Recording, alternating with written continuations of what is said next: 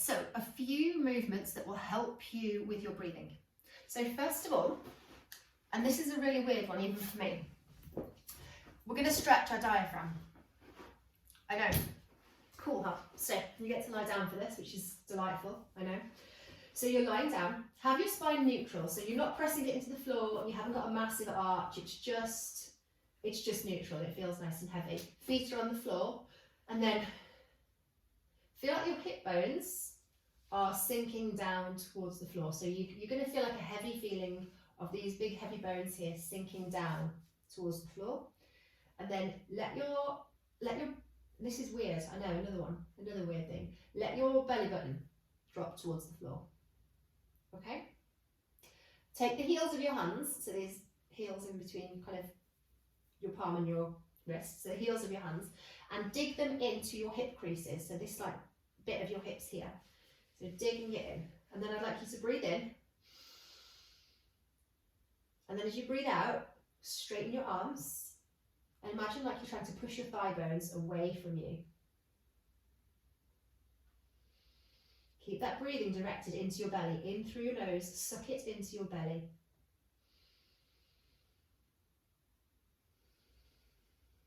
Just hold it here.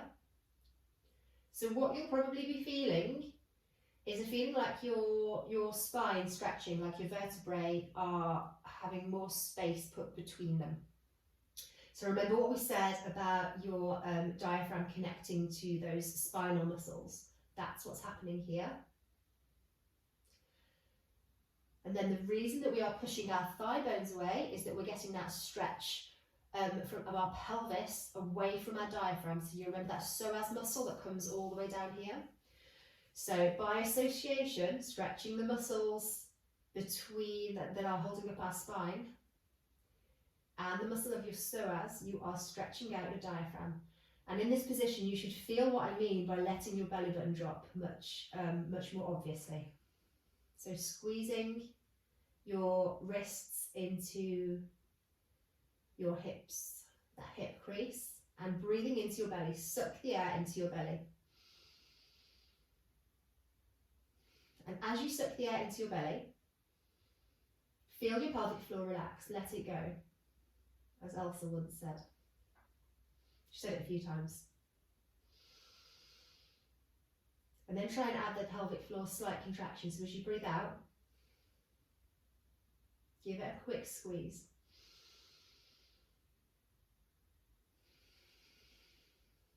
It's just a gentle squeeze, lovely. Let go. And then just staying where you are, we're going to tap back into that breathing that we've just been doing. So put your hands on your belly. And now imagine you've got a straw and you're going to be breathing out through a straw. You are welcome to have a straw for this. If you want to, it's quite useful, but if not, just pretend. Obviously, an environmentally friendly, one of those paper ones or a metal one, I highly recommend. None of the sea polluting plastic. Okay, so lying down, I'd like you to breathe in through your nose. Let your belly expand underneath your hands. And then breathe out through your straw, imaginary or not.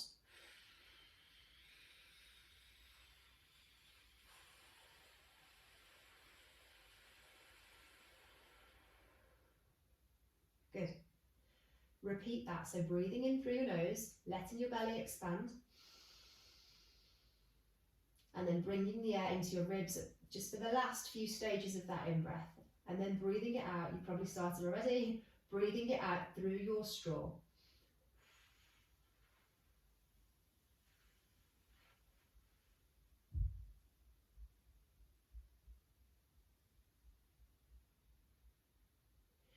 Now, keep cycling through that as I talk to you.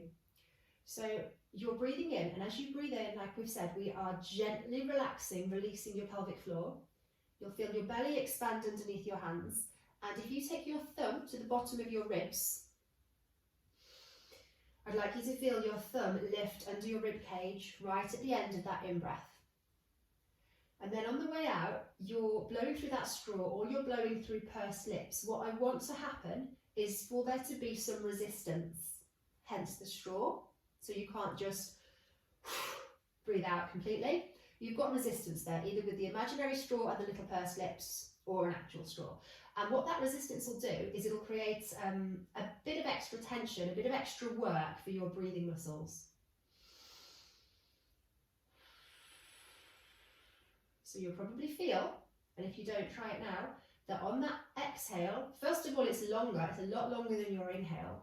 Also, you're having to get a little bit of a squeeze coming from somewhere within your core. Have a think about where. Are you squeezing your pelvic floor to gently help push the air out? Are you squeezing kind of the sides of your waist? Can you feel some tension there? And can you feel your lower ribs squeezing in and down towards each other? As all of these systems here that I've just talked about, all of these muscles, so your pelvic floor, the muscles around the side here, and your rib cage, they're all working together to help push that air out against that resistance you've created. Okay, so this is a really, really good exercise for training that pattern of movements. So again, as I said, practice this. It will transfer over to your strength training. We do this in swings, we do it in squats, and we can also be doing it in our core work. So making sure we keep a breath in, and any breath out that we do in a plank, in any sort of core work, should be against that resistance. It shouldn't just be, we want that resistance. We want to always have that feeling of having that tension there, and all of our breathing muscles are working together to help the air escape. Okay, there we go. Breathing yoga. Enjoy.